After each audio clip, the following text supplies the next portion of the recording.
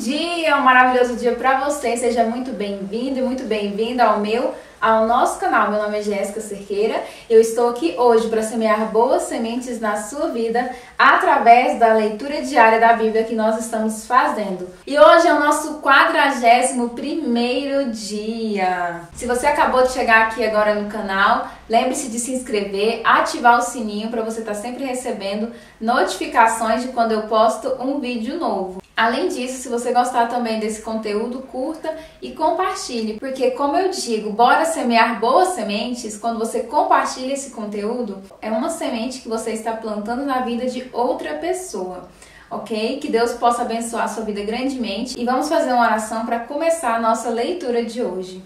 Pai querido, Pai amado, Senhor, estamos aqui na Tua presença, diante de Ti, Senhor, mais uma vez. Que o Teu nome seja honrado, louvado, acima de todas as coisas. Ensina-nos, Senhor, a termos o nosso coração voltado para Ti, dia após dia. Ensina-nos, Senhor, a termos prioridades que nos levam mais perto de Ti. Abençoe, Senhor, essa outra casa, essa outra família. Onde essa pessoa estiver ouvindo, Senhor, acompanhe ela, seja em casa, arrumando a casa, cuidando do filho, no hospital, seja, Senhor Jesus Cristo amado, indo trabalhar, não importa. Guarde, proteja, cuide, em nome de Jesus é o que eu te peço, Pai. Dai-nos, Senhor, discernimento também dessa palavra, em nome de Jesus. Amém! Então, bora começar, gente, nosso 41º dia. E a leitura de hoje é Êxodo capítulo 30, a partir do versículo 11 ao capítulo 31, versículo 18. O resgate da alma.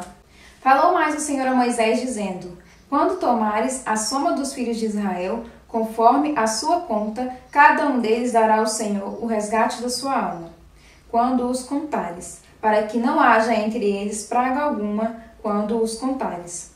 E isso dará todo aquele que passar ao arrolamento, a metade de um ciclo, segundo o ciclo do santuário. Este ciclo é de 20 geras. A metade de um ciclo é a oferta ao Senhor. Qualquer que entrar no arrolamento de 20 anos para cima, dará a oferta ao Senhor.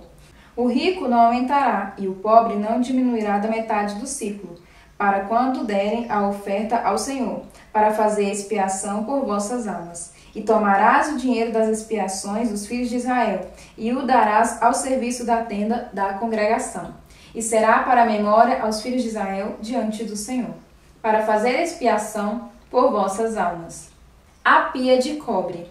E falou o Senhor a Moisés, dizendo: Farás também uma pia de cobre com a sua base de cobre para lavar, e porás entre a tenda da congregação e o altar, e deitarás água nela.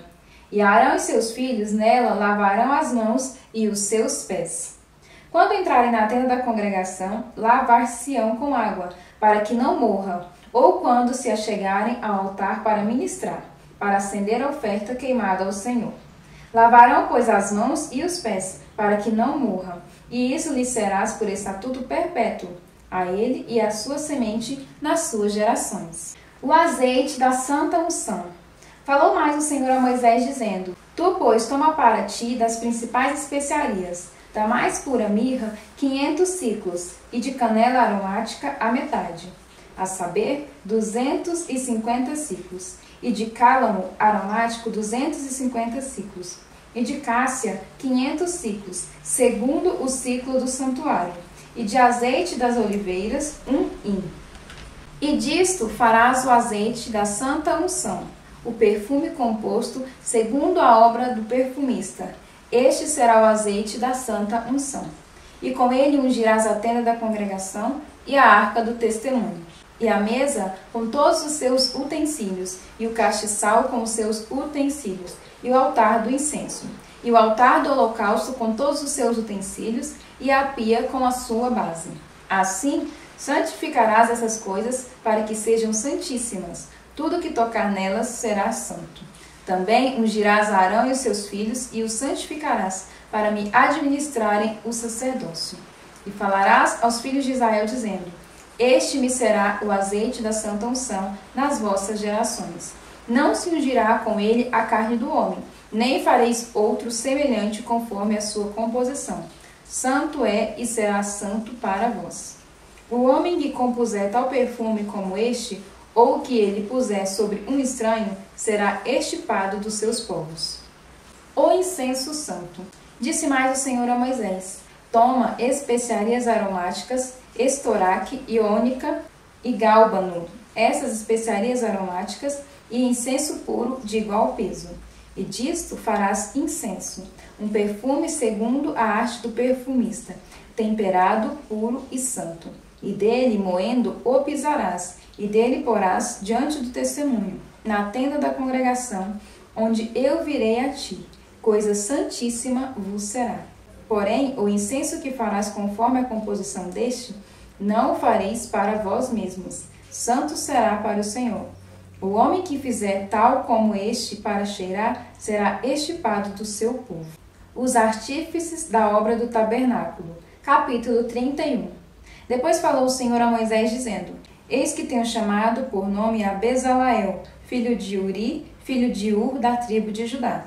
E o enchi do Espírito de Deus, de sabedoria e de entendimento e de ciência em todo o artifício, para inventar invenções e trabalhar em ouro e em prata e em cobre, e o lavramento de pedras para engastar, e em artifício de madeira para trabalhar em todo o lavor. E eis que eu tenho posto com ele a Aholiabe, filho de Aizamaque, da tribo de Dan, e tenho dado sabedoria ao coração de todo aquele que é sábio de coração, para que façam tudo o que eu tenho te ordenado, a saber, a tenda da congregação e a arca do testemunho, e o propiciatório que estará sobre ela, e todos os móveis da tenda, e a mesa com os seus utensílios, e o castiçal puro com todos os seus utensílios, e o altar do incenso, e o altar do holocausto com todos os seus utensílios, e a pia com a sua base, e as vestes do ministério, e as vestes santas de Arão, o sacerdote, e as vestes de seus filhos, para administrarem o sacerdócio. E o azeite da unção e o incenso aromático, para o santuário, farão conforme tudo que te tenho mandado. O sábado santo e as 2 tábuas do testemunho. E falou mais o Senhor a Moisés, dizendo: tu, pois, fala aos filhos de Israel, dizendo: certamente guardareis meus sábados, porquanto isto é um sinal entre mim e vós nas vossas gerações, para que saibas que eu sou o Senhor que vos santifica. Portanto, guardareis o sábado, porque santo é para vós. Aquele que o profanar certamente morrerá, porque qualquer que nele fizer alguma obra, aquela alma será extirpada do meio do seu povo. 6 dias se fará obra, porém o 7º dia é o sábado de descanso, santo ao Senhor. Qualquer que no dia do sábado fizer obra, certamente morrerá. Guardarão, pois, o sábado os filhos de Israel, celebrando o sábado nas suas gerações por concerto perpétuo. Entre mim e os filhos de Israel será um sinal para sempre. Porque em 6 dias fez o Senhor os céus e a terra, e ao 7º dia descansou e restaurou-se.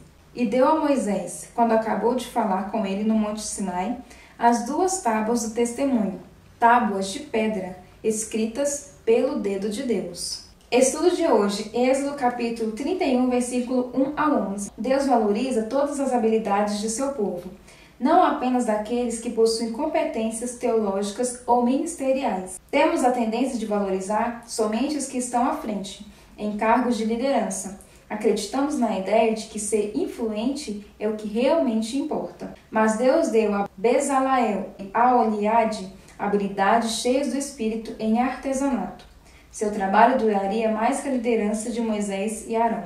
Mas influência e longevidade não significam nada. Em vez disso, Moisés, Arão, Bezalael e Aholiabe apresentaram suas habilidades a Deus e dedicaram-nas à obra. Quando assim fazemos, nossas competências recebem um grande significado e propósito. Perceba todas as habilidades que Deus dá ao seu povo. Não diminua suas competências, se não forem iguais às de Moisés e Arão. Lembre-se que aquele que você serve é o mais importante do que o que você faz.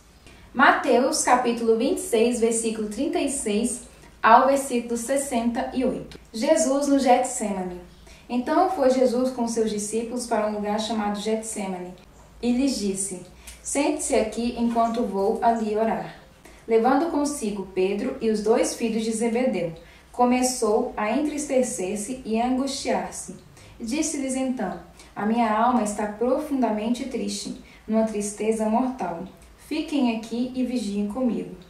Indo um pouco mais adiante, prostrou-se com o rosto em terra e orou: meu Pai, se for possível, afasta de mim este cálice. Contudo, não seja como eu quero, mas sim como tu queres. Depois voltou aos seus discípulos e os encontrou dormindo. Vocês não puderam vigiar comigo nem por 1 hora? Perguntou ele a Pedro. Vigiem e orem, para que não caiam em tentação. O espírito está pronto, mas a carne é fraca. E retirou-se outra vez para orar. Meu Pai, se não for possível afastar de mim este cálice, sem que eu o beba, faça-se a tua vontade. Quando voltou de novo, os encontrou dormindo, porque seus olhos estavam pesados. Então os deixou novamente e orou pela 3ª vez, dizendo as mesmas palavras. Depois voltou aos discípulos e lhes disse: vocês ainda dormem e descansam? Chegou a hora. Eis que o Filho do Homem está sendo entregue nas mãos dos pecadores. Levantem-se e vamos.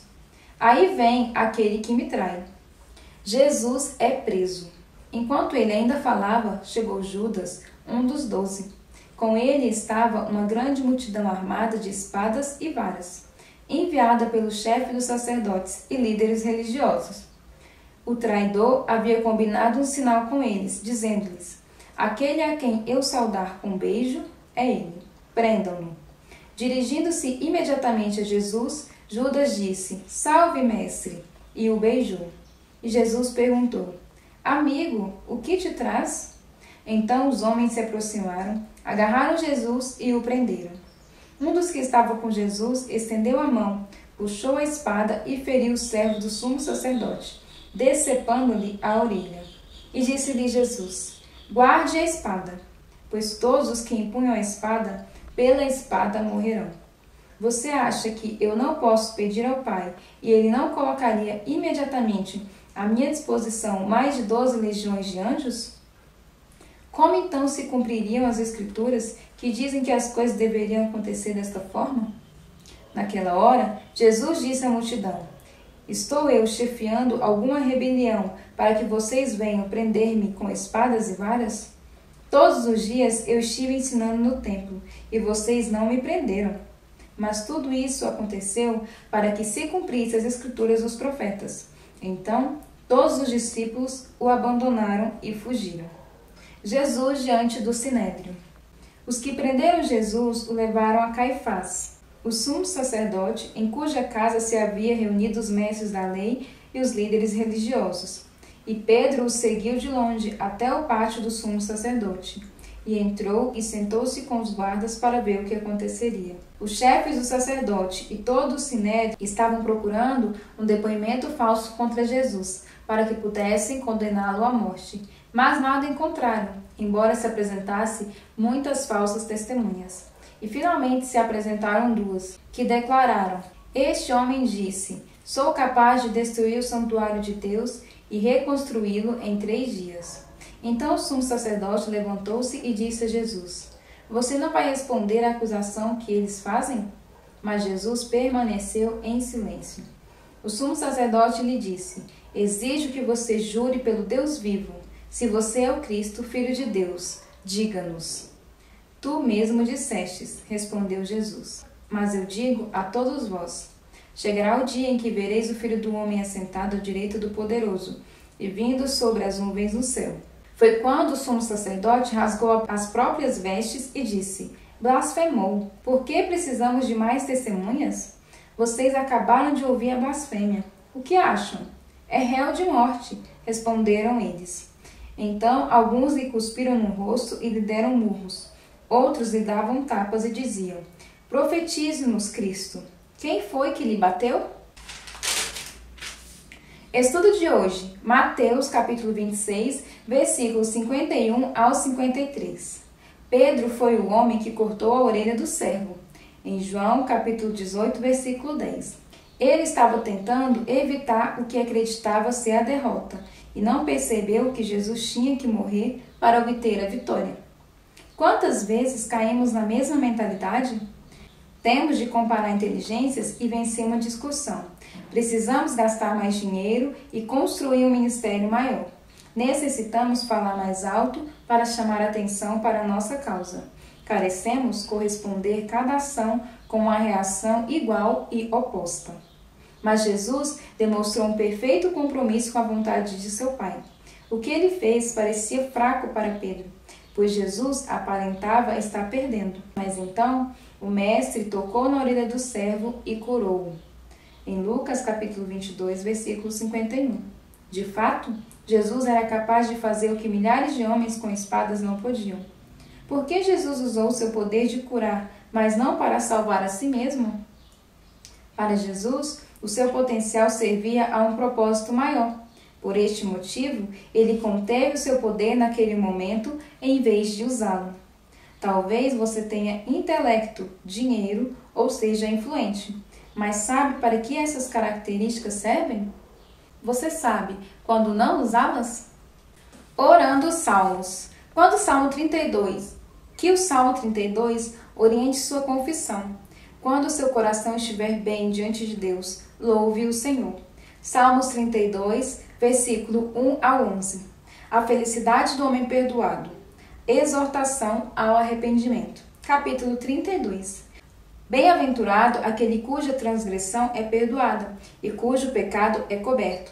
Bem-aventurado o homem a quem o Senhor não imputa maldade e em cujo espírito não há engano. Enquanto eu me calei, envelheceram os meus ossos pelo meu bramido em todo o dia, porque de dia e de noite a tua mão pesava sobre mim. O meu humor se tornou uma sequidão de estio. Confessei-te o meu pecado e a minha maldade não encobri. Dizia eu, confessarei ao Senhor as minhas transgressões, e tu perdoaste a maldade do meu pecado. Porque todo aquele que é santo orará a ti, a tempo de te poder achar, até nos transbordar de muitas águas. Estas a ele não chegarão. Tu és o lugar em que me escondo, tu me preservas da angústia, tu me cinges de alegres cantos de livramento. Instruir-te-ei e ensinar-te-ei o caminho que deves seguir. Guiar-te-ei com os meus olhos. Não sejais como o cavalo, nem como a mula, que não tem entendimento, cuja boca precisa de cabresto e freio, para que se não atirem a ti. O ímpio tem muitas dores, mas aquele que confia no Senhor, a misericórdia o cercará. Alegrai-vos no Senhor, e regozijai-vos, vós os justos, e cantai alegremente, todos vós que sois retos de coração. Provérbios capítulo 8, versículo 22 ao 31. O Senhor me criou com o princípio de seu caminho, antes das suas obras mais antigas. Fui formada desde a eternidade, desde o princípio, antes de existir a terra. Nasci quando não havia abismo, quando não existiam fonte de águas. Antes de serem estabelecidos os montes e de existirem colinas, eu nasci. Ele ainda não havia feito a terra, nem os campos, nem o pó com o qual formou o mundo. Quando ele estabeleceu os céus, lá estava eu. Quando traçou o horizonte sobre a superfície do abismo, quando colocou as nuvens em cima e estabeleceu as fontes do abismo, quando determinou as fronteiras do mar para que as águas não violassem a sua ordem, quando marcou os limites dos alicerces da terra, eu estava ao seu lado e era o seu arquiteto. Dia a dia eu era o seu prazer e me alegrava continuamente com a sua presença. Eu me alegrava com o mundo que ele criou e a humanidade me dava alegria. E essa foi mais uma leitura do dia de hoje. Que o Senhor abençoe grandemente a sua vida. Lembre-se, bora semear boas sementes e eu te espero aqui amanhã para a próxima leitura. Tchau!